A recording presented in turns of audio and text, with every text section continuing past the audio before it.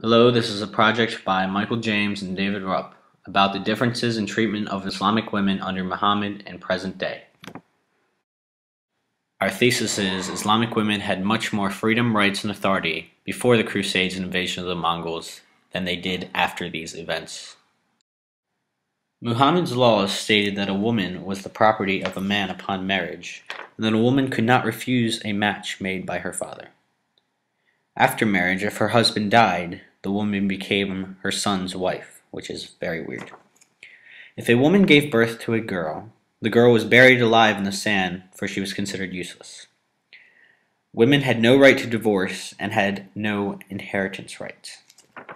The man could leave his wife for no reason and leave her with nothing, no property, no money. Women's status in the Muslim world was very low. Muslim law permitted husbands to beat their wives, and also stated that it wasn't a crime to rape women. Yet later, during the Umayyad period, the tides turned for Islamic women. They played an active role in the religious, economic, and political life of the community.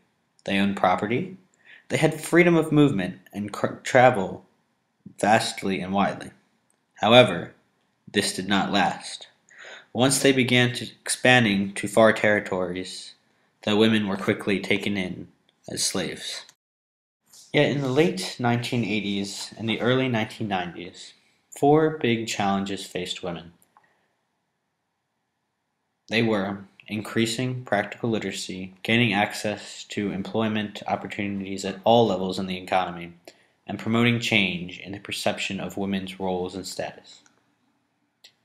Many times had groups of Islamic people made attempts to change social and legal issues with Muslim women during the 20th century.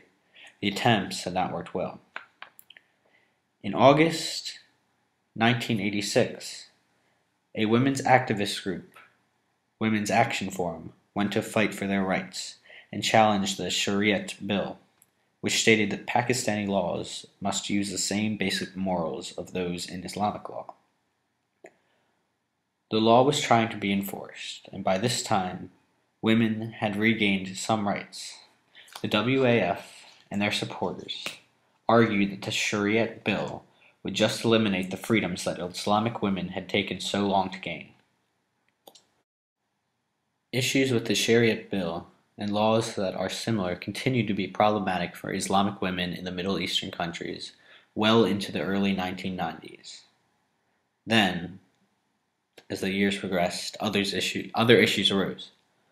Problems with women gaining political power, being able to drive, how they needed to dress, and whether they could take place in international sports were all sudden matters being discussed. To present day, Islamic women still try to fight for their rights, and they have had some major breakthroughs.